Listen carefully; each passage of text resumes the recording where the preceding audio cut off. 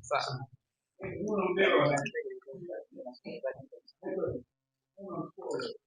Asante sana ndugu yangu, inaonekana maiki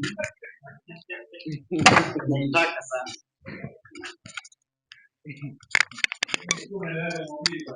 Kabisa kabisa. Mungu akubariki sana.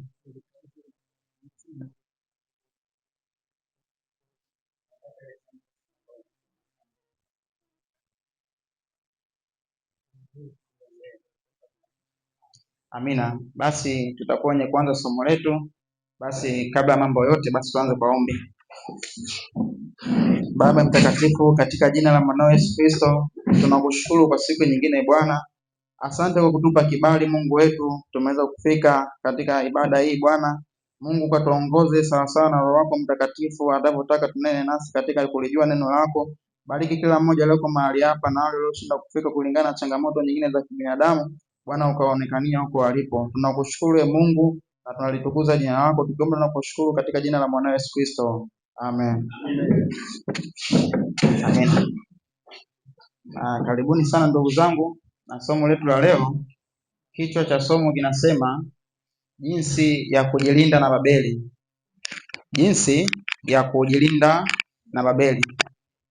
Samani mtu mmoja niangalizia hapa kama tayari inajihesabu iko sawa Jinsi ya kujilinda na Babeli. Kwa nini nimeweka kichwa cha habari cha namna hii? Kwanza kabisa, watu wengi huwa wanatambua, wanajua kuna Babeli, ni sawa, hiyo ni moja. Lakini pili, watu wanatakiwa zijue athari za Babeli na jinsi ya kuepukana nazo na kujilinda kwazo. Maana ukisikia Babeli au watu wengi wakisikia Babeli katika Biblia, iko namna ambayo inawajia kichwani, lakini leo tutaenda kuangalia Babeli ni nini na kujifunza kuhusu hiyo Babeli, na hasa kuwa katika hii Babeli yetu ya mwisho, vipi tunaweza kuepukana nayo? Vipi tunaweza kuepukana nayo? Sasa msomaji, hebu kwanza nisaidie Mwanzo 10:8. Mwanzo 10:8, maana ziko Babeli za aina tatu. Iko Babeli ya kwanza na Babeli ya pili na iko Babeli ya mwisho, ambayo hii sasa ndo utata huko hapa. Hii Babeli ya mwisho si mchezo, yaani hii imekusanya uovu wote wa Babeli zile za kwanza mbili, imejirundikia yenyewe tena katika hasa masuala ya kiroho. Soma 10:8 inasemaje? Kushi akamzaa Nimrodi, ndio akaanza kuwa mtu hodari katika nchi.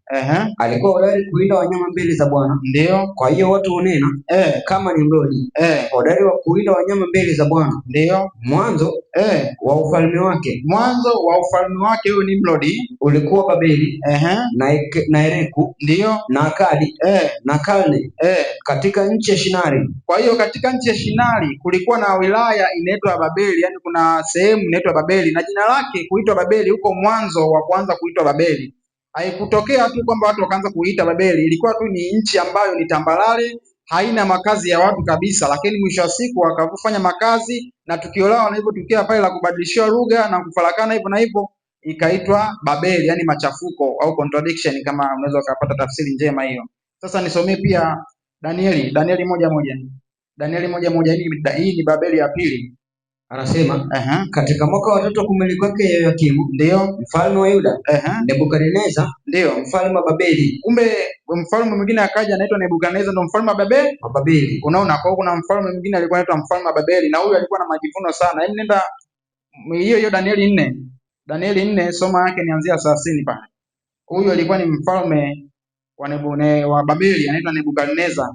Soma hapo. Anasema mfalme akanena, ndio akasema, ndio mji huu sio Babeli, mji huu sio Babeli mkubwa niliojenga mimi, uwe kao langu la kifalme kwa uzao wangu na nguvu zangu. Kwa hiyo mwenyewe anajisifu na kujana Babeli alijenga mwenyewe. Endelea. Anasema kwa uwezo wa nguvu zangu, ili huo utukufu wa enzi yangu. Hata neno lile lilipokuwa katika kinywa cha mfalme, sauti ilikuja kutoka mbinguni ikisemaje? Ikisema, mfalme Nebukadneza, maneno haya unaambiwa wewe, ufalme huu umeondoka kwako. Kwa hiyo tunaona huu ni Babeli, mfalme wa Babeli.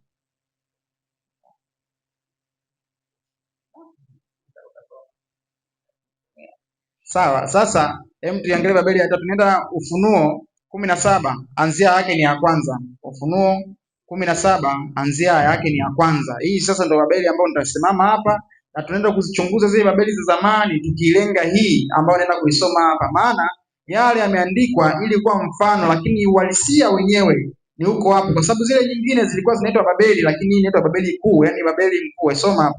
Akaja mmoja wale malaika saba mwenye vitasa saba, ndio akanena nami akasema, akisemaje? Njoo huku, nitakuonyesha hukumu ya yule kahaba mkuu, nitakuonyesha hukumu ya yule kahaba mkuu aketie juu ya maji mengi, ndio ambaye wafalme wa nchi wamezini naye, ndio nao wakao katika nchi wameleva kwa mvinyo wa uasherati wake, ndio. Akanichukua katika roho hata jangwani, nikaona mwanamke ameketi juu ya mnyama mwekundu sana, nikaona mwanamke ameketi juu ya mnyama mwekundu sana, mwenye kujaa majina ya makufuru, mwenye kujaa majina ya makufuru, mwenye vichwa saba na pembe 10. Ndio. Na mwanamke yule alikuwa amevikwa nguo ya rangi ya zambarau na nyekundu, amepambwa kwa dhahabu na kito cha thamani, ndio, na lulu, naye alikuwa na kikombe cha dhahabu mkononi mwake kabisa, kilichojaa machukizo na machafu ya uasherati wake, na katika kipaji cha uso wake alikuwa na jina limeandikwa la siri, Babeli mkuu. Nani? Babeli mkuu. Kwa hiyo zile nyingine ni Babeli, lakini kumbe kuna Babeli mkuu. Babeli mkuu. Zile nyingine ni Babeli, lakini kuna Babeli mkuu, si ndio maana yake? Ndio. Soma.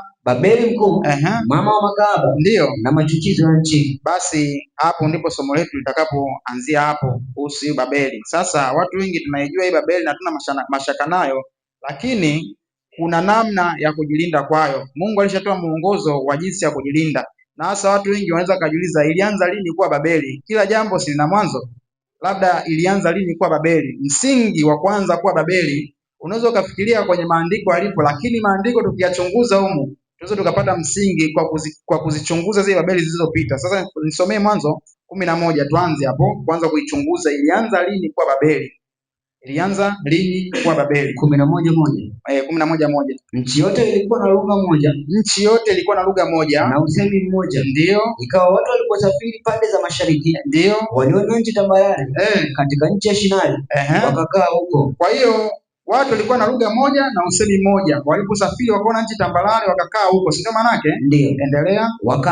Wakaambiana haya, na tufanye matofali, tukayachome moto. Walikuwa na matofali badala ya mawe. Kumbe kuna watu walikuwa wanataka wafanye matofali badala ya mawe. Walikuwa na matofali wakachoma moto ili wajijengee mji, si ndio maana yake? Ndio. Walikuwa na matofali badala ya mawe. Sasa kwa jinsi tu ukiangalia, kwani tofali si linafaa kujengea? Kwa nini maandiko yaseme walikuwa na matofali badala ya mawe?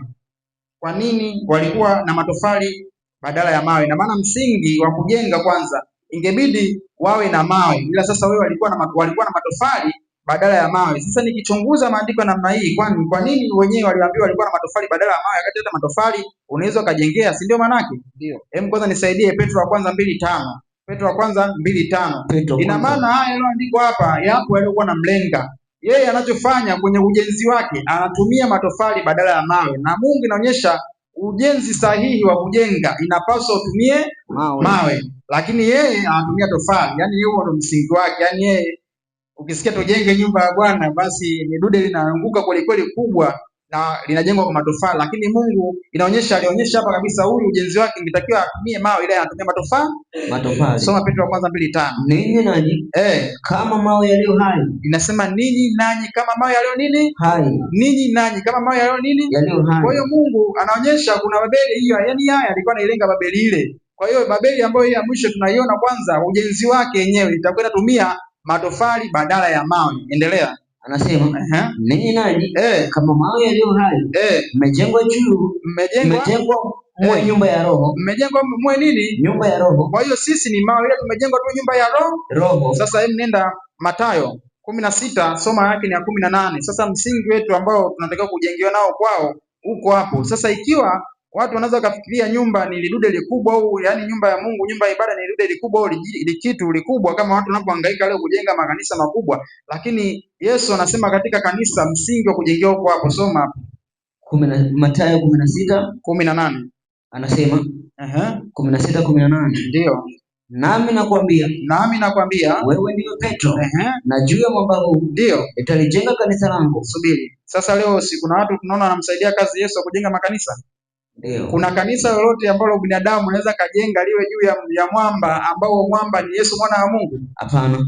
Yaani useme tu Yesu ni mwana wa Mungu afu tafuta matofali kajengee juu. Chini hiyo Yesu ni mwana wa Mungu afu tafuta matofali kajengee juu, inawezekana?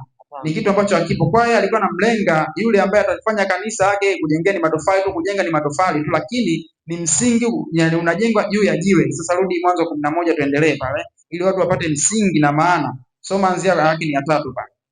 Wakaambiana, haya tufanye matofali, tukachome moto. Walikuwa na matofali badala ya mawe, na lami badala ya chokaa. Endelea.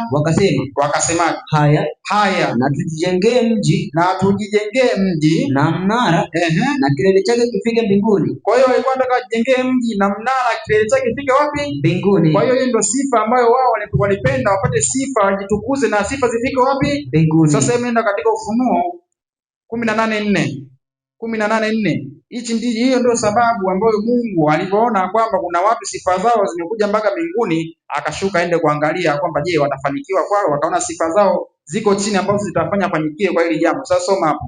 Kisha nikasikia sauti nyingine kutoka mbinguni ikisema, tokeni kwake enyi watu wangu, msishiriki dhambi zake, wala msipokee mapigo yake, kwa maana dhambi zake zimefika hata mbinguni. Dhambi zake zimefika hata wapi? Hata mbinguni. Dhambi zake zimefika hata wapi? Hata mbinguni. Na tukienda katika Danieli inasema atamtukana Mungu wa miungu, naye atatukana maskani iliyoko wapi? Mbinguni. Sasa na tunaona hii Babeli ya mwanzo kabisa ilikuwa inataka kujijengea mji na kinara ili kilele kifike wapi? Mbinguni. Kwa hiyo ni sifa ya Babeli ambayo hii tulionayo leo. Soma hapo sasa, endelea mbele katika hiyo Mwanzo 11 hapo. Mwanzo 11. 4 endelea. Anasema Bwana akashuka. 4 anasema wakasema, haya tujengee mji na mnara, na kilele chake kifike mbinguni, tujifanyie jina. Kumbe lengo ni kujifanyia nini? Jina maana yake wajifanyie utukufu, yani wawe na jina kubwa. Kwa hiyo ni msingi ambao ukiangalia Babeli hata leo nayo ikitaka sifa hiyo iwe ina jina kubwa, yani atukuzwe. Endelea mbele. Anasema ili tusipate kutawanyika usoni pa nchi. Sasa hawa kosa lao lilikuwa kwa hawa tu. Kwanza hapa Mungu ukisoma katika Mwanzo, soma Mwanzo 1:22. Mwanzo 1:22. Mungu anasema, soma kwanza. Anasema Mungu akavibarikia, akasema, nenda 28.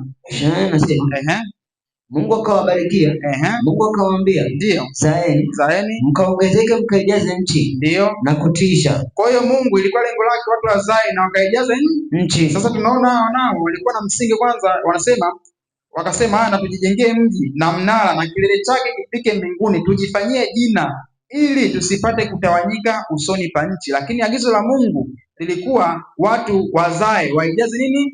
Dunia. Lakini wao walitaka kusanyike wawe sehemu moja, unaona, lakini si mpango wa Mungu. Sasa hiyo ni sifa mojawapo ya Babeli ambayo hata ya leo ukisoma Mathayo, nenda Mathayo 28, anza yake na 19 pale.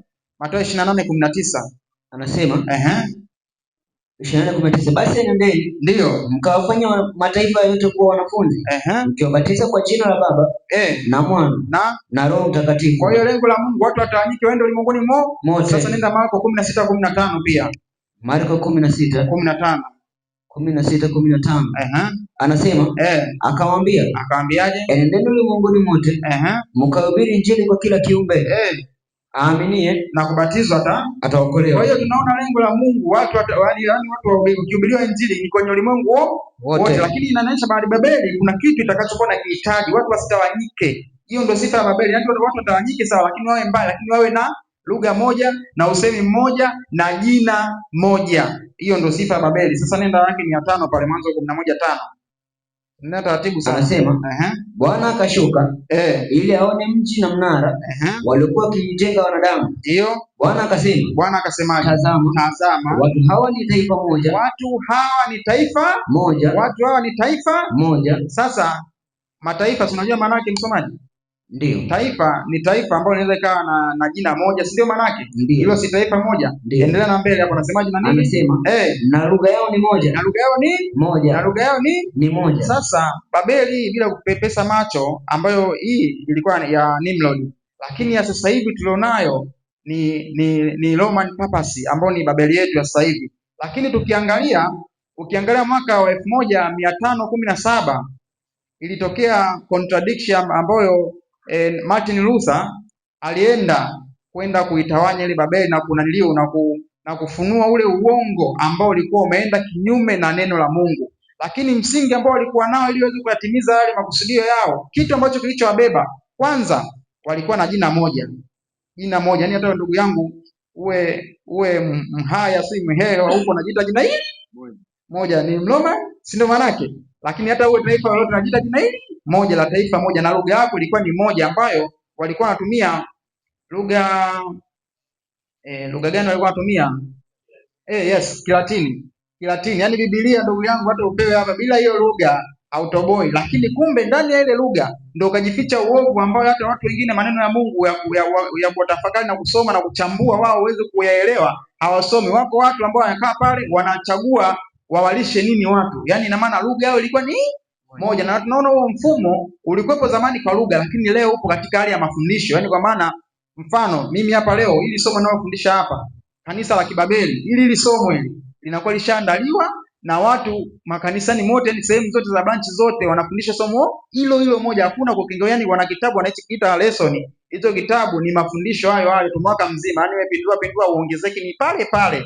Lengo la hiyo ni kuwafanya watu wajifunge na neno lile, wasiweze kuenda yani kuwa na wigo mpana kutafakari neno la Mungu. Tunaona hiyo ni mbinu ya shetani kabisa. Hebu rudia hapo 11:6 tupate mwaya tena. Bwana akasemaje? Tazama watu hawa ni taifa moja, na lugha yao ni moja, Kilatini, na haya ndiyo wanaanza kuyafanya.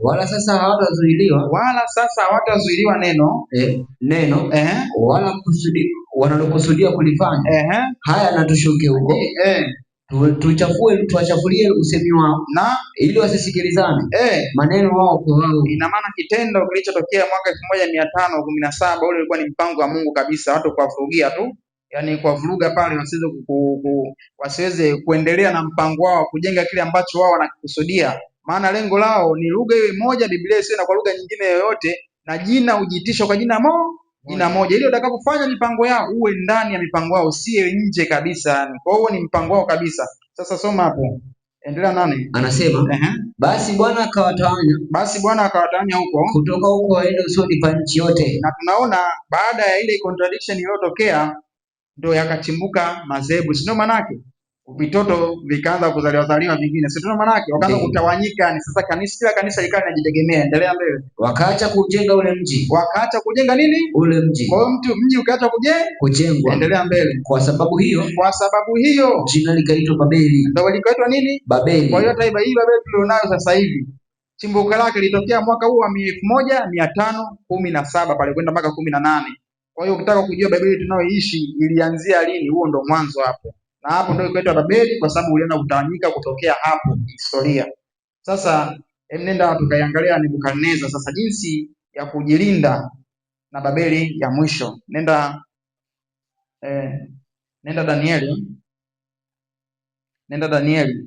Huku kwenye hii Babeli ya Nebukadneza hakukuwa na mambo mengi sana, ila Mungu aliweka tu msingi na kuonyesha ni uasi ulianzia wapi, yani uasi ulianzia wapi, kwa sababu haya yanayoandikwa huku hatujaona kwenye hii Babeli ya Nebukadneza kama kuna watu waliookolewa, si ndio? Manake kama kuna watu walio Mungu aliwaokoa, lakini ukiangalia katika hii ya 1571 pale hakukuwa na watu ambao waliokolewa, lakini huenda labda kwa neema ya Mungu, kwa sababu watu ndio walikuwa wanaanza kupata mwanya. Yani unajua watu likandamizwa sana na Biblia ilikuwa mpaka kuwa nayo ni kizungumkuti. Hata huyo Martin Luther mwenyewe Biblia ambayo aliipata na kuweza kusoma aliipata kwenye maktaba ikiwa imefungwa na nyororo. Bonge la Biblia limefungwa tu na mnyororo, kazi yake ni kwenda kusoma pale ndo ajifunze. Bila hivyo uwezo ukatembea nayo hata mfukoni. Sasa nenda hiyo Danieli.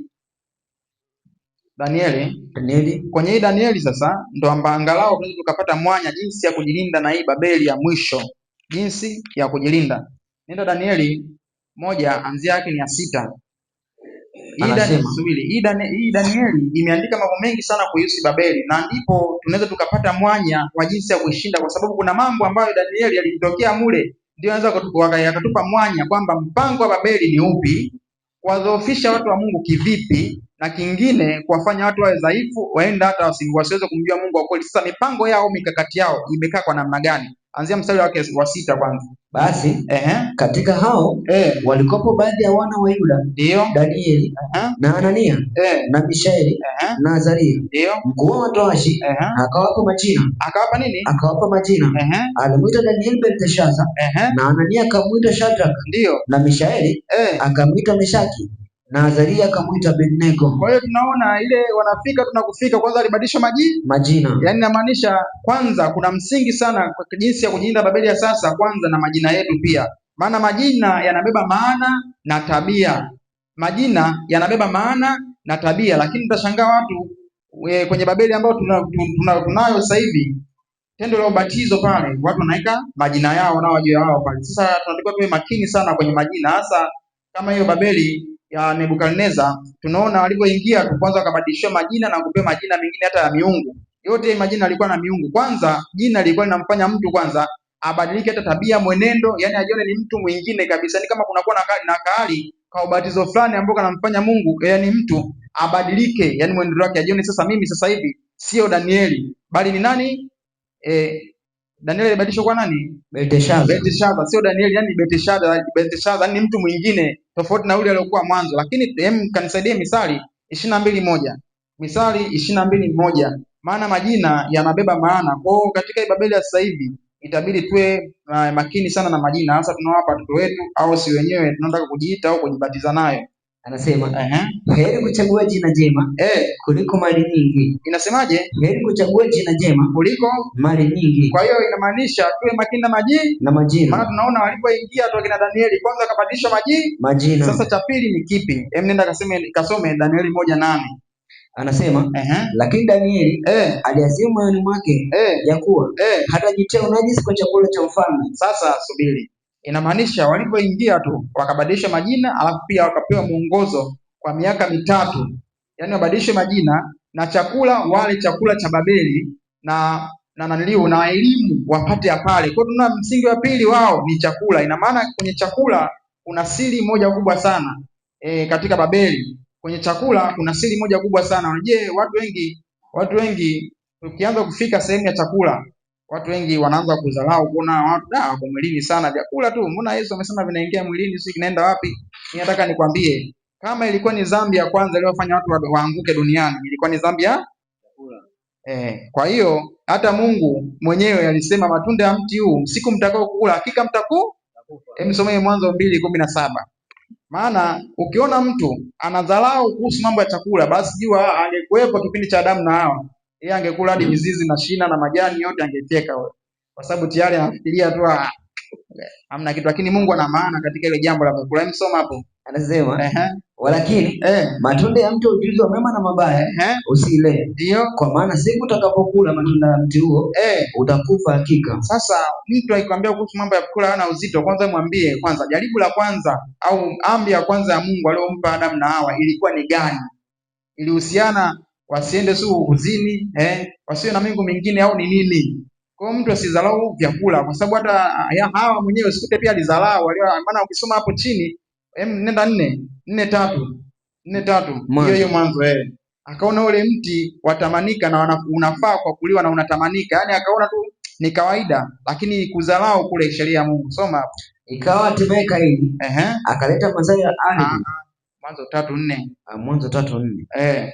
Anasema lakini matunda ya mti ulio katika bustani Mungu amesema msiale wala msiaguse, ndio msije mkafa. Endelea. Nyoka akamwambia mwanamke hakika hamtakufa. Kwa hiyo nyoka akamwambiaje? Hakika hamtakufa. Sasa nashuka chini yake hapo. Kwa maana Mungu anajua ya kwamba siku mtakayokula matunda ya mti huo mtafumbuliwa macho nanyi mtakuwa kama Mungu. Endelea. Mkijua mema na mabaya. Ndio. Mwanamke alipoona ya kuwa ule mti wafaa kwa chakula. Wafaa kwa nini? Kwa chakula. Wafaa kwa nini? Kwa chakula. Kwa hiyo inaweza ikawa chakula kumbe hakifai, lakini kwa macho kinaonekana kinafaa. Kinafaa. Ukona chakula na kinafaa, lakini kumbe kwa Mungu amekataza na hakifai kabisa. Soma hapo. Wapendeza macho nao ni mti wa kutamanika kwa maarifa. Basi alitoa katika matunda yake akala. Basi alitumia maarifa yake, na tunaona anguko lako. Kabla tujaenda huko, ni mambo mazito sana, lakini Mungu kama alisema vyakula fulani tuvitumie na vingine tusivitumie, basi tusitafute sana kuchimba kweli kweli mpaka tuone kana kwamba mpaka tumepata kitu pale, lakini tujue tu Mungu ana maana kubwa na anatupenda, kwa sababu Mungu wetu ni upendo. Kwa hiyo tunaona msingi mwingine ni kuhusu chakula. Sasa je, mitume wanatufundisha nini hasa katika hali ya kula? Nenda Wakorintho wa kwanza 10:31. Wakorintho wa kwanza 10:31. Maana soma, anasema basi mlapo au mnywapo au mtendapo neno lolote, ndio fanyeni yote kwa utukufu wa Mungu. Kumbe hata tukila, tukinywa au tutendapo jambo lolote tufanye kwa utukufu wa nani? Utukufu wa Mungu. Tufanye kwa utukufu wa nani? Wa Mungu. Kwa hiyo kabla hujafanya jambo lolote hakikisha Mungu amesimama kuhusu hicho kitu unachoenda kukifanya. Hata hasa imenukuu hapo katika hali ya kula, mlapo au mnywapo, fanyeni yote kwa utukufu wa Mungu. Na ukienda Timotheo, nenda Timotheo wa kwanza 4. Timotheo wa kwanza 4, soma yake ni ya 5. Maana tunatakiwa kula vyakula ambavyo tunatakiwa tujue kimetakaswa na neno la Mungu. Neno la Mungu limethibitisha kile chakula kinafaa kwa kuliwa na ni chakula. Soma hapo. Anasema kwa kuwa kimetakaswa kwa neno la Mungu na kwa kuomba. Nenda 4. Anasema kwa maana kila kiumbe cha Mungu ni kizuri, ndio, wala hakuna cha kukataliwa kama kikipokelewa kwa shukrani. Ndio, kwa kuwa kimetakaswa kwa neno la Mungu. Kwa kuwa kimefanyaje? Kimetakaswa kwa neno la Mungu. Kwa hiyo tunataka kula vyakula ambavyo Mungu amevitakasa kwa neno lake. Yaani Mungu aliviita hivyo ni vyakula. Na sasa niulize swali msomaji. Matunda ya ujuzi wa mema na mabaya, Mungu alitakasa kwa neno lake? Hapana. Mungu alitakasa kwa neno lake? Hapana. Kwa hiyo tunataka tuangalie Mungu kama ameruhusu tule au tusile. Sio kwa maana ule mti Mungu aliouweka ulikuwa ni mbaya au matunda yale ni mabaya. Akuruhusu kwa neno lake kwamba mle. Lakini tunaona katika Babeli watu leo wanakwambia piga chochote na wanamuita mbuzi Ulaya. Mungu kaumba. Mbuzi Katoliki. Sasa hiyo ni matatizo ndugu yangu. Tusidharau katika hali ya vyakula. Na Babeli, unapokuwa ndani ya Babeli, ukijiungamanisha katika vyakula, kwanza unabadilikiwa na tabia, maana vyakula vinaongoza tabia. Nadhani mtu wetu wa afya hapa alitufundisha kuhusu vyakula vinajenga tabia pia nayo. Hebu kanisaidie Wafilipi 3:17. Wafilipi 3:17. Unajua hata hii mada ya vyakula ni mada ambayo mimi nilikuwa naona kama haina uzito sana. Anasema, soma hapo. Ndugu zangu, mnitafute mimi, ndio, mkawatazame wao waendao kwa kufuata mfano tuliowapa ninyi. Rudia hapo. Anasema, ndugu zangu, mnitafute mimi, mkatazame wao waendao kwa kufuata mfano tuliowapa ninyi. Ndio, maana wengi huenenda ambao nimewaambieni mara nyingi habari zao. Na sasa nawaambia hata kwa machozi. Hata kwa nini? Kwa machozi. Hata kwa nini? Kwa machozi. Endelea. Kuwa ni adui za msalaba wa Kristo. Subiri. Ina maana kuna watu hapo wanaonukuliwa na tunaonywa hata kwa machozi kuwa ni adui wa msalaba wa nani? Wa Kristo. Ni adui wa msalaba wa nani? Wa Kristo. Kwa nini? Soma hapo. Anasema mwisho wao ni uharibifu. Mungu wao ni nani? Ni tumbo. Kumbe tumbo linaweza ikawa Mungu wao. Tumbo linaweza ikawa Mungu wao. Kwa hiyo hata jaribu ambalo shetani anaweza kukujaribu kwalo ni hasa kwenye chakula. Jaribu alomjaribu Hawa, alijaribu kwenye chakula. Hata Yesu alijaribu kwenye nini? Kwenye chakula. Kwa hiyo tunataka tuwe makini sana, yani tusilifanye tumbo kana kwamba ni lazima sana tule. Kwani ndugu yangu, usipokula kitimoto unapungukia nini rafiki yangu? Sitanenepa. Hapana bwana. So kweli. Maana kama tukitaka tu ni msingi huo, tumuulize Danieli. Nenda Danieli hapo, tumuulize Danieli. Walikuwa nakula nini na wakanenepa? Maana si unasema wote nenepa. Mtendo kamuulize Danieli.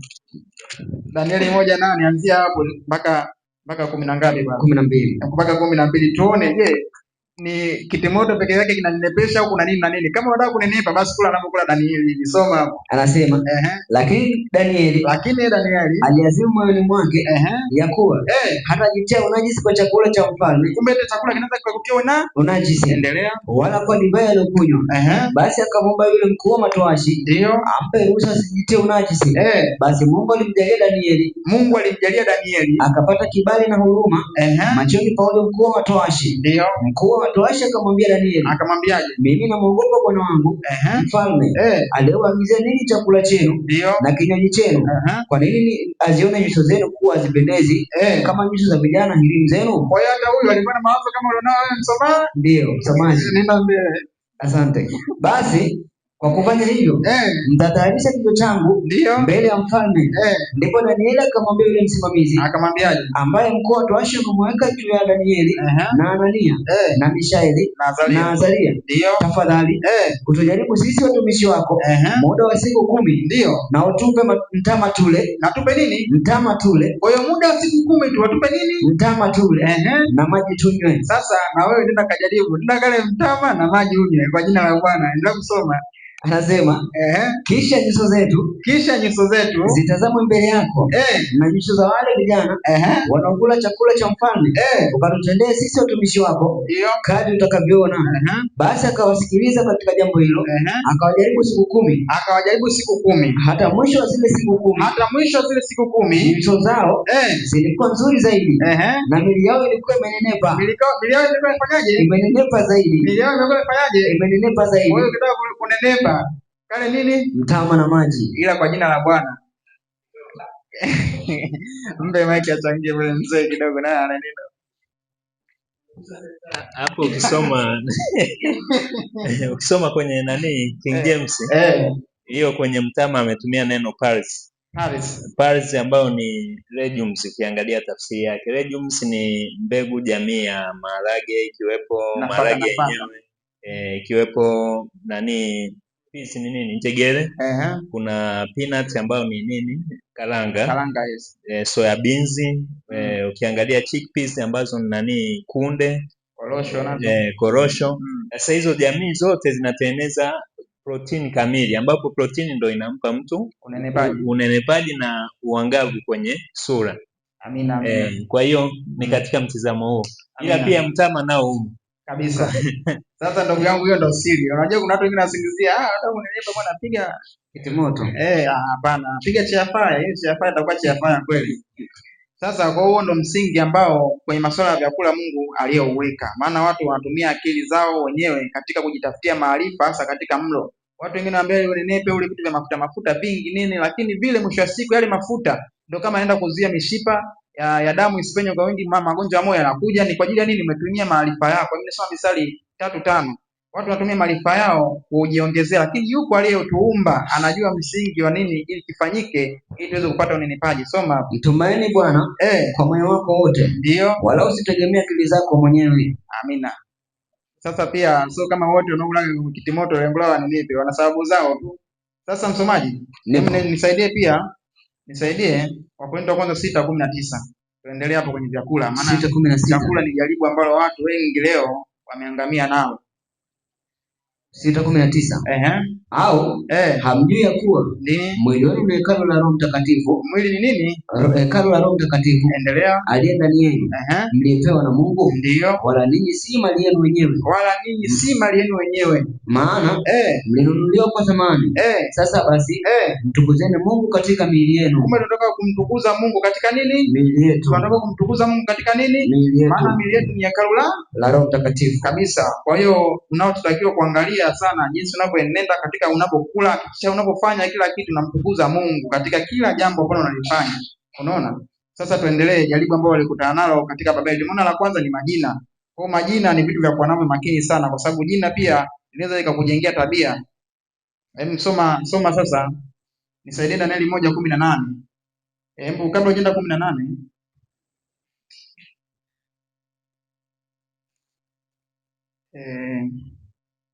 Hebu nenda yake ya 4. Danieli 1:4. Anasema vijana wasio na mama, wazuri wa uso, wajuzi wa hekima, werevu kwa sababu ya maarifa yao, wenye kufahamu elimu, watakaweza kusimama katika jumba la mfalme. Tena alimwambia awafundishe elimu ya Wakaldayo. Akawaambiaje? Awafundishe elimu ya Wakaldayo na lugha yao. Ndio. Huyo mfalme akawaagizia posho ya chakula cha mfalme. Sasa tunaona sifa moja hapo ya Babeli kwanza. Kabla hujajoin nao au hujawa nao, kumbe wanataka uwe na elimu yao, uwe na elimu yao na lugha yao pia. Ina maana hata wale tunaoona wenzetu huko wana makofia makubwa, makofia yameenda juu, ile wanataka wawe na elimu ile na nini na lugha lazima waijue. Kwa hiyo tunaona ni sifa moja hapo ambayo kama tulioiona katika Babeli, na muda ambao hawa zamani ilikuwa mpaka uwe navyo vitu ni muda wa miaka muda wa miaka mitatu. Yani jifikirie kila siku nakula vyakula vya mfalme miaka mitatu, na jina miaka mitatu unatumia hilo hilo, na lugha unatumia ile ya kwao. Sasa utakuwa na tabia ulizotoka nazo kwenu ndio utakuwa naanza kule. Yani na maana tayari kabla hujawasogelea ukaja karibu nao, wanataka kuchonge jinsi ambavyo wanajua wao ukiwa hivi ndio unakuwa mwenye hekima kwao. Kwa hiyo tunaona ni sifa moja hapo, kwanza ni elimu. Sasa je, Biblia inatufundisha nini kuhusu elimu ya dunia ambayo tunaoiona katika hii Babeli ya siku hizi? Hem, nipe Wakolosai. Hem, nipe Wakolosai 2:8. Anasema angalieni mtu asiwafanye mateka kwa elimu yake ndio ya bure na madanganyo matupu kwa jinsi ya mapokeo ya wanadamu. Kwa jinsi ya nini? Mapokeo ya wanadamu. Kwa jinsi ya nini? Mapokeo ya wanadamu. Tunaona hata Babeli nao kumbe walikuwa na elimu yao ambao wanaamini hiyo ndio elimu ya kweli, lakini kumbe ni mapokeo yao ambao wametoka kwa wazee nao ndio wanameiona ndio elimu, na bila elimu hiyo huwezi kusimama mbele ya mfalme. Kwa hiyo wao walikuwa wana mambo yao au vigezo vyao ili uweze kusimama na mbele ya mfalme, lakini lengo vile kwanza ni kukubadilisha tabia, muonekano wako, jinsi ya kufikiri, jinsi ya kila kitu, maana vyakula vinaasili katika hali ya kufikiri. Majina hivyo tunaona kila mtu unapoitwa jina unaambia si jina la Mungu fulani, unalizoea, mwisho siku hata yule Mungu kitajia mwana ndio huyu, unaweza hata kumsujudia tu kwa sababu unaona mbona jina zuri la hivyo. Lakini tunatakiwa tuwe makini katika hivi vitu. Endelea kusoma. Anasema mapokeo ya wanadamu kwa jinsi ya mafundisho ya awali ya ulimwengu. Sasa nenda Wakorintho wa kwanza 3:16 pia tuone Biblia inatuambia nini hasa kuhusu elimu. Maana elimu za dunia hii au unaambiwa bila kusimama kwenye mimbari zao, lazima kwanza uwe na cheti mkononi. Lazima uwe na cheti mkononi. Bila hicho cheti wewe hawakutambui, lazima ukachujwe huko darasani. Soma hapo. Wakorintho wa kwanza 3:19. Maana hekima ya dunia hii ni upuuzi mbele za Mungu. Ni nini? Upuuzi mbele za Mungu. Endelea. Kwa maana imeandikwa, yeye ndiye awanasaye wenye hekima katika ila yao. Ndio. Na tena Bwana anayafahamu mawazo ya wenye hekima ya kwamba ni ya ubatili. Kwa hiyo tunaona Mungu mwenyewe akiangalia hekima ya dunia hii anaona upuuzi. Hekima ya dunia hii anaona upuuzi. Lakini kuna watu ambao wanataka kumwendea Mungu, kwanza waisome hekima ya dunia hii afu ndio muendee Mungu. Sasa ni sasa ni watu ambao wanaenda na upuuzi mbele za Mungu, kuambia sisi ni watu wa Mungu. Hilo ni jambo ambalo haliwezekani kabisa. Kwa hiyo tunaona sifa ya Babeli nayo inataka watu kwanza yavishe elimu yake afu ndio waende mbele ya Mungu. Yaani sio wanapeleka watu mbele za Mungu, wanapeleka watu mbele za Mungu tayari wakiwa na fikra nyingine. Kwa wanaweza hata wakabadilishia Mungu mbele na wasijue, kwa sababu tayari kuna kaelimu pale kashawachanganya mpaka waende kumpata yule Mungu ambaye si Mungu wa kweli. Nenda vile vile Wakorintho wa kwanza 8:1. Wakorintho wa kwanza 8:1. Na hicho ndicho ambacho kitu kinawaletea majivuno au kujiona wenye elimu. Mtu anasimama katika mimbari ya kanisa na kwambia bwana, mimi unajua nimesoma na degree ya nini ya neno la Mungu na degree na masters. Hiyo kitu haitaki iwepo kwa watu wa Mungu. Soma hapo. Na kwa habari ya vitu vilivyotolewa sadaka kwa sanamu, ndio tunajua kuwa sisi sote tuna ujuzi. Ndio ujuzi huleta majivuno. Ujuzi huleta nini? Majivuno. Bali upendo hujenga. Bali upendo ufanyaje? Hujenga. Kwa hiyo ujuzi unaleta majivuno, upendo unafanyaje? Hujenga. Sasa wale watu wakishajiona wana ujuzi tayari wanakuwa na majivuno, lakini kumbe msingi ambao mtu wa Mungu anapaswa kuwa nao kuwa ni nini? Ni upendo. Ni upendo. Huo ndio msingi ambao watu wanapaswa kuwa nao kuwa. Yaani mtu wa Mungu anapaswa kuwa na upendo, ndio utamsaidia pengine na pengine aweze kuvipata. Lakini si kana kwamba ni elimu tu ianze kwanza. Ni upendo ambao ndio unatopaswa kutangulia. Maana ukianza upendo, elimu ataipata kwa upendo, ataifanya kwa upendo. Lakini ukianza tu na ujuzi tu moja kwa moja, upendo hana, mwisho wa siku inaleta majivuno.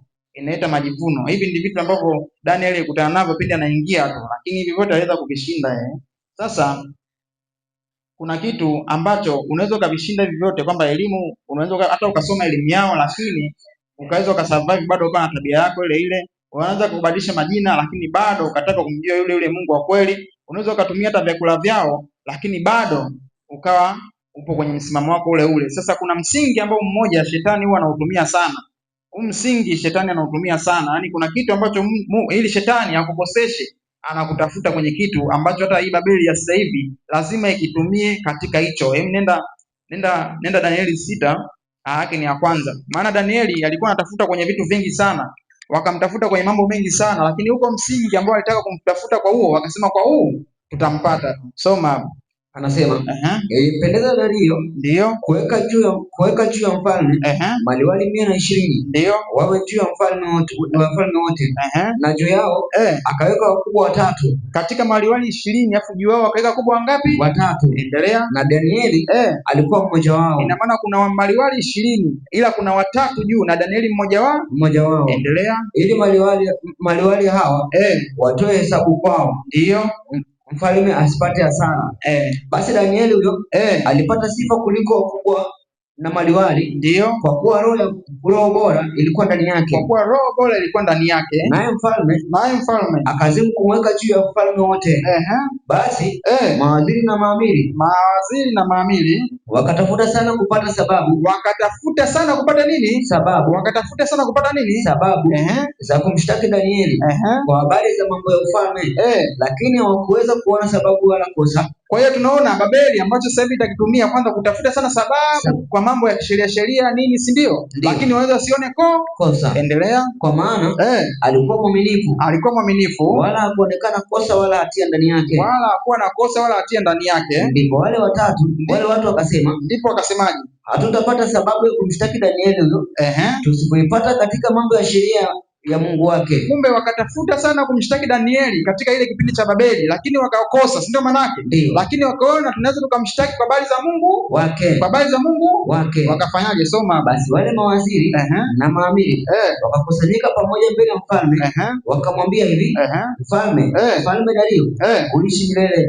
Mawaziri wote wa ufalme na manaibu na maamiri na madiwani na maliwali wamefanya shauri pamoja ili kuweka amri ya kifalme na kupiga marufuku ya kwamba mtu yeyote atakayeomba dua kwa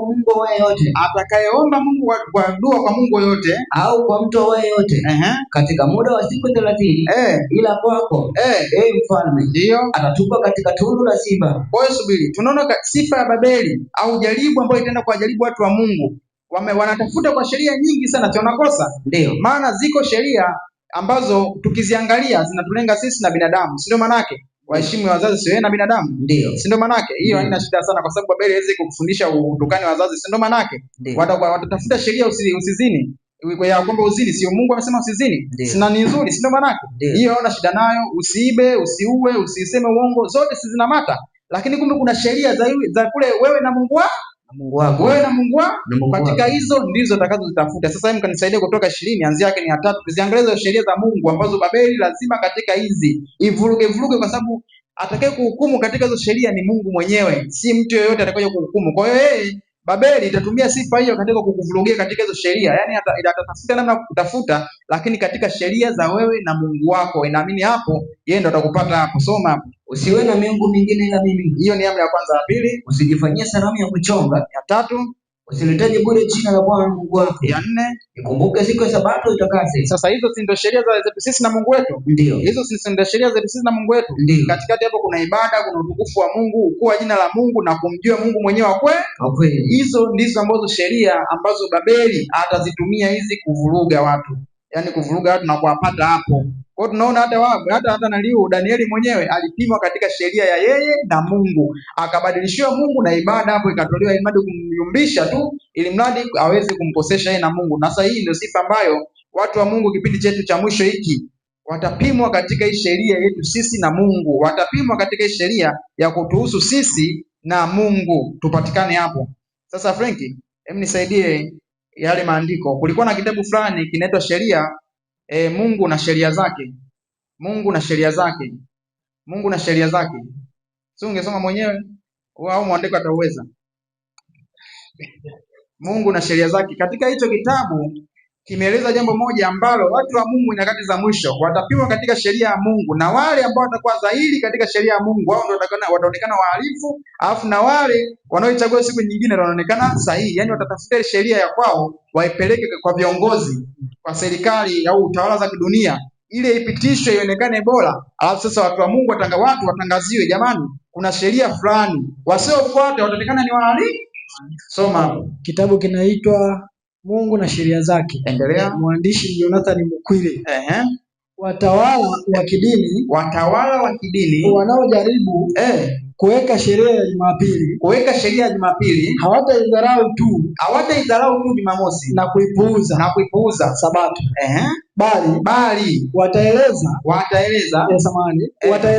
wataelezea maafa kwa nchi na bahari. Wataelezea maafa kwa nchi na nini? Na bahari. Yaani hali za kiulimwengu na kidunia, na mawimbi ya upepo, mafuriko, mitetemeko ya ardhi, na uharibifu wa moto. Sasa kuna kitabu kinaitwa Laudato Si ambacho mtumishi Masaya atuambiaga sana hapa. Mimi kile niliposoma hapo na nikakumbuka Danieli, nikaona kuna kitu hapo. Yaani wanaenda kuangalia bwana, kuna maafa, kuna matetemeko, kuna manini, basi tutafute siku moja yetu ya kidunia iwe siku ya pumziko. Sasa lengo kumbe linataka tu wale watu wanaoshika sheria ya Mungu wakoseshwe waingie kwenye sheria ya dunia. Endelea na kusema na uharibifu wa moto, kama hukumu ya kuonyesha hasira kwa Mungu. Ndio kwa sababu Jumapili haijalindwa ifaavyo. Kwa hiyo wanatoa sababu kwamba Jumapili haijalindwa ifaavyo. Kumbe Jumapili itakuwepo, lakini wanataka ilindwe ifaavyo. Yaani iwe zaidi. Hakuna mtu anaweza kujichagulia siku nyingine tofauti na hiyo, yaani zaidi. Yaani sio kama haitakuwepo, ipo na hata sasa siipo. Maana unaweza kujikuta unatunza sabato ya Mungu, lakini kwa shughuli za kidunia au mzunguko wa dunia, Jumapili ni siku ya kupumzika. Kama unafuatilia switch yetu, tunafuatilia nini Jumapili na au tenda, maana watakwambia bwana, hiyo siku leo juu bwana wanafungua pia ofisi siku kama leo, maana yake tayari wameshaiweka. Lakini kumbe wana sababu, wanasema haijalindwa ifaavyo. Ina maana wataipeleka katika serikali na katika mamlaka ya serikali. Sasa Danieli, tukumbuke sheria za serikali zote si alizilinda, alizifanya, alizitekeleza, hakuonekana uongo. Lakini wakaona sasa huyu basi tumtambie kwa sheria za nani? Za Mungu wake. Hizo ndo sheria ambazo ndugu zangu zikishaingia hatuna cha msalio mtume. Malizia tu. Maafa haya yatazidi tena na tena. Wanasema wanatoa shauri kwa serikali, maafa haya yatazidi tena na tena. Na moja baada ya nyingine. Na wale wasioitimiza sheria ya Mungu watanyosha mikono kwa walinda Sabato. Wale wasioitimiza sheria ya Mungu watanyosha mikono kwa nani? Kwa walinda Sabato. Maana wao wana siku zote za kazi na siku ya kupumzika si moja. Wataangalia si waifanye ile kwao. Sasa si watasemaje? Endelea mbele. Kuwa wao ndio waletao maafa haya. Kuwa wao ndio wafanyaje? Waletao maafa haya. Ina maana kwa sababu wamekosa kushiriki katika siku ya na watatusingizia kama sisi ndio tunaita maafa. Ndio jambo ambalo limetokea kwa Danieli. Sasa mpe maiki msomaji, tuendelee. Hicho kitabu kinaitwa Mungu na Sheria Zake. Ilielezea jambo la namna hiyo hapo. Yaani mambo ambayo ni yale tu katika sheria za Mungu, hapo ndipo kuna shida. Na sheria za Mungu ukivunja, yaani kwanza unaweza usinungunike sana, unaweza usiumie sana. Si kwa nini zinakuwa hivyo? Sheria za Mungu zote tu, jina la Mungu unaweza kulitaja ukatukana. Watu wengi wanamtukana Mungu, si ndio maana yake? Wanaabudu sanamu, si ndio maana yake? Mungu amesema usichonge. Sabato sio nepuuza. Kuna dhamiri yote inawashtaki. Kuna mtu yote anaweza kashtaki, si hakuna. Lakini kuna zile nyingine sio wanashtakiwa na ndugu zao bwana. Tena ile inayofuata ya 5 baada ya Sabato, ukionekana mtu unatukana wazazi au uheshimu ndugu yangu, wewe na kiboko ni marafiki. Hiyo inatimizwa hata kwa watu wa mataifa, sio mjua Mungu kabisa. Yani tafuta hata watu huko hawezi kubali mzazi mzalao. Hizo ni kwa sababu zinahusu sisi na jirani yetu, na hizo ndizo zinazofanya sisi tunapoishi na wale watu tunakuwa nao karibu, wanaweza wakatushtaki katika zile amri. Lakini za Mungu zinaonekana za kawaida na kupuuzwa sana. Sasa hebu soma hapo 7, anzia 7 ili tupate mwanya kwa hichi kilichosoma hapo. Alafu msomaji nitajie dakika zilizobaki. Kutoka 27 soma. Usilitaje bure jina la Bwana Mungu wako. Nenda Danieli 6, turudi kule kwa Danieli kilichomtokea, na tutapata mwanya wa sasa hivi ya Babeli ya sasa hivi. Kitakachotukuta ni sawa sawa na hiki. Kwa hiyo itakuwa ni soma 6:7. Anasema mawaziri wote wa ufalme na manaibu na maamiri na madiwani ndio na maliwali wamefanya shauri pamoja ili kuweka amri ya kifalme. Ili kuweka amri ya nini? Ya kifalme. Kwa kuna amri ambayo ilikuwa sio kifalme, lakini wenyewe wanataka waweke ya kifalme. Nenda na kupiga marufuku ya kwamba mtu yeyote atakayeomba dua kwa Mungu awaye yote au kwa mtu awaye yote katika muda wa siku 30 ila kwako mfalme. Na kuna mambo ya kiunabii hapa, kwa maana itakapowekwa hiyo amri, kuna siku zimetajwa 30 katika kiunabii, itakuwa na maana pia katika nyakati zetu. Pindi itakapowekwa amri ya Jumapili itakuwa na maana katika hiyo neno 30 hapo. Endelea. katika siku 30, ila kwako mfalme ndio atatupwa katika tundu la simba. Sasa mfalme, piga marufuku ukatie sahihi maandiko haya ndio yasibadilike, ndio kama ilivyo sheria ya Wamedi na Wajemi, isiyobadilika, isiyoweza kubadilika.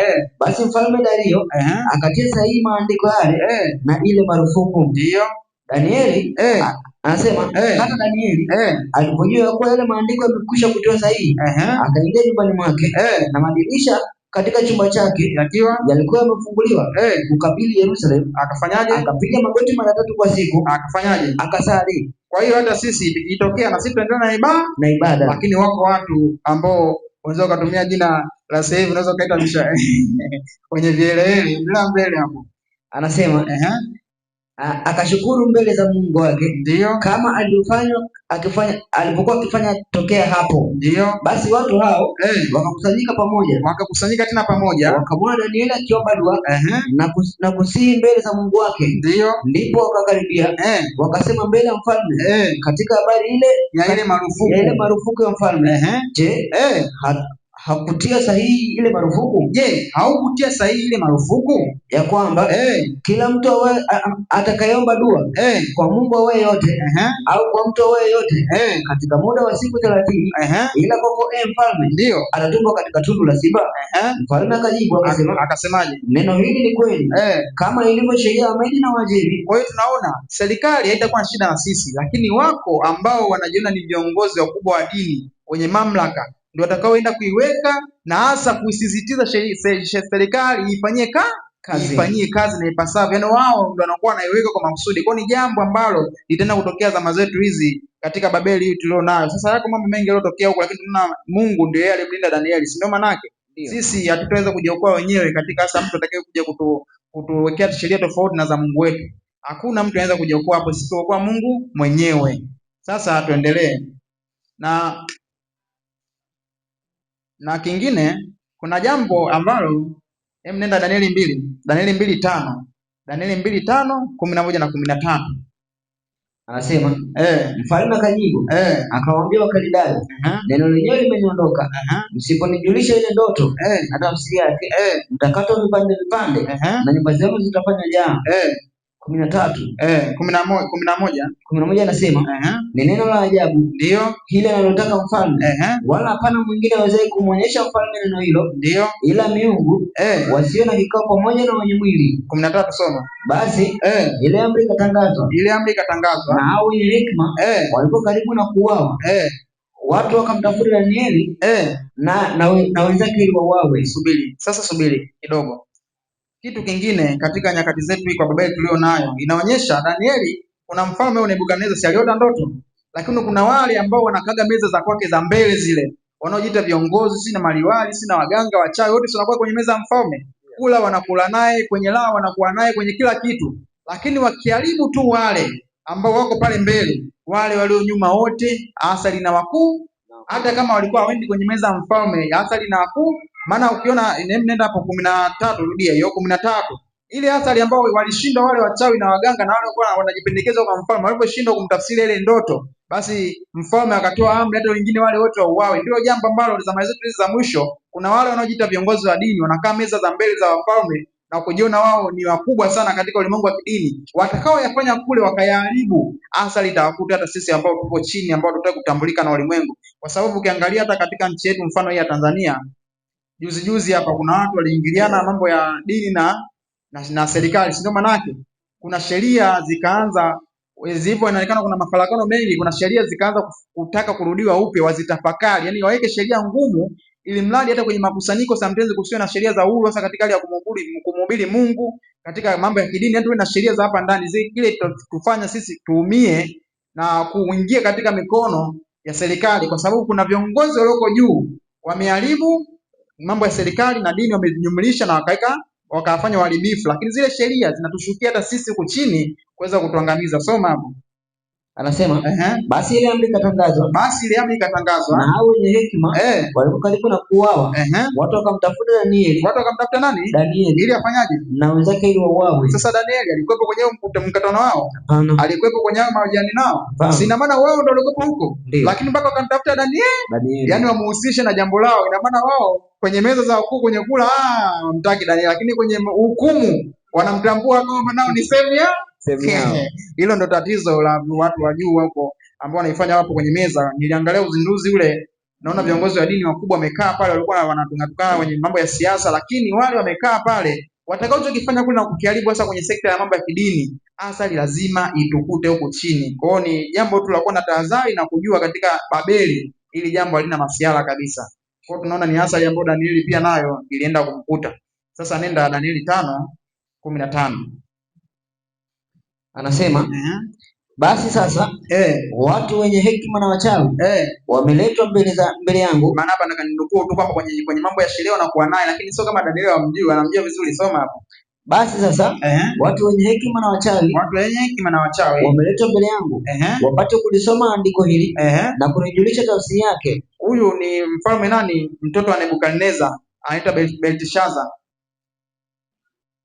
Belteshaza. Huyu alikuwa kuna vyombo vya baba yake alivyokuwa amevitoa na utumwani kule, vyombo vilikuwa vya hekalu na vitakatifu. Yeye akaenda kunywea na wachawi na waganga na wanini kwenye sherehe, anakuwa nao, si ndio? Manake ndio. Endelea kusoma hapo. Anasema basi sasa watu wenye hekima na wachawi wameletwa mbele yangu wapate kulisoma andiko hili. Andiko linasema Mene, Tekeli na Peresi, na kunijulisha tafsiri yake. Lakini hawakuweza kunijulisha tafsiri ya jambo hili. Lakini nimesikia habari zako. Hapo umeenda habari. Nenda 13. Nenda 13. 13 anasema ndipo Danieli akaletwa mbele ya mfalme na mfalme akanena akamwambia Danieli. Nenda 9. Nenda 9. Maana nataka nione pale wanapo 9. Nasoma 9 anasema ndipo mfalme Belshaza akahangaika sana, uso wake kwa kutokuijua ile tafsiri ukambadilika. Uso wake ukabadilika na watu wake wakaona fadhaa. Basi malkia kwa sababu ya maneno ya mfalme na ya wakuu wake akaingia katika nyumba ya karamu. Malkia kanena akasema, mfalme, uishi milele, fikra zako zisikufadhaishe wala uso wako usikubadilike.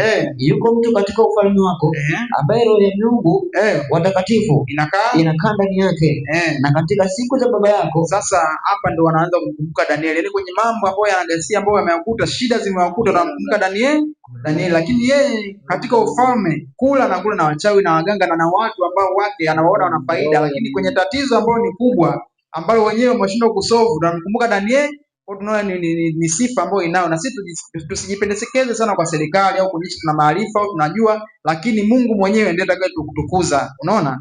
Kwa hiyo sasa tuendelee, nenda katika Ufunuo 14, anzia yake ni ya 6 pale. Anzia yake ni ya 6, maana kuna onyo limetolewa pale hasa katika Babeli. Soma anzia yake ni ya 6.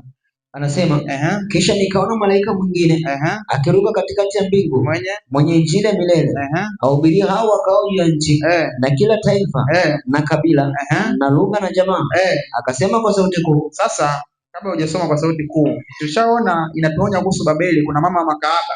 Sasa sikiliza hii kwa sauti kuu hii, tusione kama tunaijuaga ile andiko, lakini tusome ili tuone kuna sheria ambazo Babeli atazivuruga, na hizi sheria ndio Mungu anazotuita kwazo. Soma hapo. Anasema akasema kwa sauti kuu. Akasemaje? Mcheni Mungu na kumtukuza. Ina maana nyakati za mwisho wataacha kumcha Mungu na kufanyaje? Na kumtukuza. Ndio maana malaika anasema mcheni Mungu na kufanyaje? Na kumtukuza. Endelea. Kwa maana sasa hukumu yake imekuja. Msujudieni yeye aliyefanya mbingu na nchi na bahari na chemchemi za maji. Kisha mwingine malaika wa pili akafuata akisemaje? Umeanguka Babeli, mji ule ulio mkubwa, maana ndio unaonyesha mataifa yote mvinyo wa ghadhabu ya uasherati wake. Nenda malaika watatu. Malaika watatu wakafuata akisema kwa sauti kuu, mtu awaye yote akimsujudu huyo mnyama na sanamu yake na kuipokea chapa katika kipaji cha uso wake au katika mkono wake, yeye naye atakunywa katika mvinyo wa ghadhabu ya Mungu iliyotengenezwa pasipo kuchanganywa na maji katika kikombe cha hasira yake, naye atateswa kwa moto kiberiti mbele ya malaika watakatifu na mbele za mwana kondoo. Sasa hizo ni hukumu ambazo zinatangazwa, lakini kuna sheria ambayo iko chini yake hapo itakuonyesha unaweza kuvishinda hivyo. Soma mstari wake 12 hapo hapo. Anasema hapa ndipo penye subira ya watakatifu. Hapa ndipo penye subira ya watakatifu. Hawazishikao amri za Mungu. Hawazishikao nini? Amri za Mungu. Na nini? Na imani ya Yesu. Ina maana cha msingi chetu sisi cha kushikilia ni nini? Amri za Mungu. Na nini? Na imani ya Yesu. Cha msingi cha kushikilia ni nini? Amri za Mungu. Na nini? Na imani ya Yesu. Kwa hiyo ili tuweze kuepukana na Babeli ya mwisho. Sasa kanisaidia na mafungu haya. Nenda Wakorintho wa pili 6:14. Wakorintho wa pili 6:14. Anasema msifungiwe nila pamoja na wasioamini. Msifungiwe nila pamoja na wasioamini kwa jinsi isivyo sawa sawa. Kwa maana pana urafiki gani kati ya haki na uasi? Pana urafiki gani kati ya haki na uasi? Tena pana ushirika gani kati ya nuru na giza? Ina maana tunapaswa kufungiwa nila na pamoja na wasioamini. Amini. Yaani wasio wa imani. Maana sio kila mtu anaweza kaamini kile anachokiamini. Yaani kusema wasioamini, yaani wasio imani yako. Ndio maana tusifungiwe nao nila. Sasa nenda waraka kwanza Yohana 2:15. Waraka wa kwanza Yohana 2:15. Tumalize kwa haya mafungu ili kuwezekana kuepukana na Babeli ya mwisho. So, anasema msiipende dunia. Msiipende dunia wala mambo yaliyomo katika dunia. Mtu akipenda dunia, kumpenda Baba hakumo ndani yake. Yaani sema dunia ni vyote vya uzuri ambavyo vinaonekana vya uzuri vya kifahari, kwa sababu vyeo, mamlaka, kukaa na wakuu kwenye meza ni vitu vya kidunia ambavyo watu wanavipenda, wanataka wajitukuze kwa hivyo, lakini tukiwa navyo vile kumpenda Mungu hakumo ndani yetu. Ndio kusoma. Endelea kusoma. Anasema maana kila kilichomo duniani, yani tamaa ya mwili, na tamaa ya macho, na kiburi cha uzima, havitokani na Baba. Havitokana nani? Na Baba. Kwa hiyo ule ufahari au vitu vya dunia ambavyo vinaonekana ni vizuri havitokani na Mungu. Havitokani na Mungu. Sasa malizia na waraka wa kwanza wa Yohana 2:3. Waraka wa kwanza Yohana 2:3. Waraka wa kwanza Yohana 2:3. Anasema na katika hili tunajua ya kuwa tumemjua yeye. Tunamjua yeye ikiwa tunazishika amri zake. Ndio. Yeye asemaye nimemjua. Wala azishike amri zake ni mwongo. Kwa hiyo kuna wale wanasema mjua Mungu wala ashike amri zake ni mwongo. Kwa hiyo ni kushika amri za Mungu na kuwa na imani ya Yesu, na kadri tulivyoona mambo kwenye Danieli ndio atakotujaribu, na kumsingi wa kuepukana na Babeli ni mambo yote ambayo Danieli aliweza kuyashinda ili tuepukane na Babeli ya mwisho. Basi Mungu awabariki sana. Nitaenda kufunga kwa ombi, pia niombe na chakula. Tuwakaribishe kwa ombi. Baba mtakatifu, katika jina la mwanao Yesu Kristo, tunakushukuru Mungu kwa siku yako hii ya leo Bwana. Tumeweza kupata msingi wa neno lako ili tuweze kuepukana na Babeli ya mwisho. Mambo ni mengi sana Mungu, muda mwingi sisi wanadamu tunajisahau na kujiona tupo salama, lakini utangazia habari za Babeli mkubwa wa makahaba. Mungu naomba ukatulinde, ukatuepushe sawa sana mapenzi yako. Ukatupe hekima ya neno lako ili tuweze kuepukana na hii Babeli ya mwisho. Mungu katuongoze, neno lako liwe msingi, ukatutakasa na ile kweli, neno lako ndio kweli. Basi Baba, tunakushukuru kwa neno lako hili likaweze kutufaa na tuliishi sawa sana mapenzi yako. Bariki kila mmoja aliyeko mahali hapa kwa chakula hiki cha kiroho. Pia Mungu, tutakwenda tutawanyika hapa kwa ajili ya pumziko. Tunaenda kuwa na chakula chetu cha kimwili Bwana. Basi naomba ukakibariki, ukaweze kutuwezesha kujaza nguvu na afya na maarifa na tabia njema. Tukiomba na kushukuru katika jina la mwanao Yesu Kristo. Amen.